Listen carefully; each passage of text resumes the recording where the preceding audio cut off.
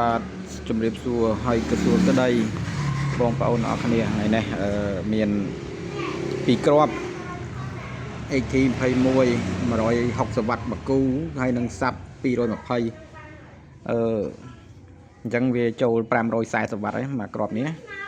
ឡូវខ្ញុំមានពីរគ្រាប់ថ្មីនេះកំពុងតែតឡើងរៀបចំតឡើងហើយមានមុខងារច្រើនអានេះមាន USB ដែរណាមាន USB មានAUX រុន AUX នៅខាងក្រោយហើយអានេះប្រើដង្ហាលអញ្ចឹងវាយើងអាចប្រើបានយូរវាអត់ងាយក្តៅហើយនឹងមានម៉ូដសម្រាប់ទៅមុខទៅក្រោយ play ហើយបងប្អូនចង់បានអាចឆាតមកបានអានេះខ្ញុំអស់ហើយទៅមកដល់មិញហ្នឹងឯងឥឡូវអង្គុយតឡើងមានពីរគ្រាប់នេះទេ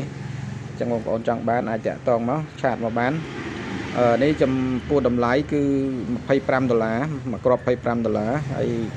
សេវា$2ផ្ញើជូនទូទាំងប្រទេសអីវ៉ាន់ដល់ដៃចាំបង់លុយមិនចាំបាច់បង់លុយមុនទេអញ្ចឹងអានឹងដើម្បី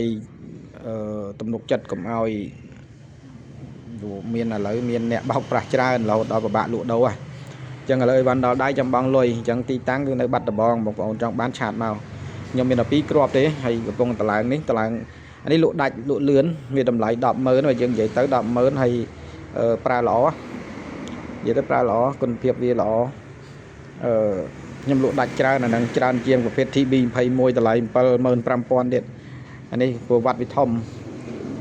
អញ្ចឹងបើសិនជាបងប្អូនចង់បានអាចតាក់ទងមកឆាតមកពេកខ្ញុំបានហើយទីតាំងនៅបាត់ដំបងអាចផ្ញើបាន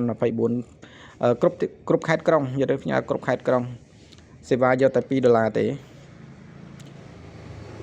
អរគុណច្រើនអញ្ចឹងបញ្ជាក់តម្លៃ$25ឬក៏100,000រៀលហើយសេវា$2អីវ៉ាន់ដល់ដៃចាំបង់លុយបាទអរគុណច្រើន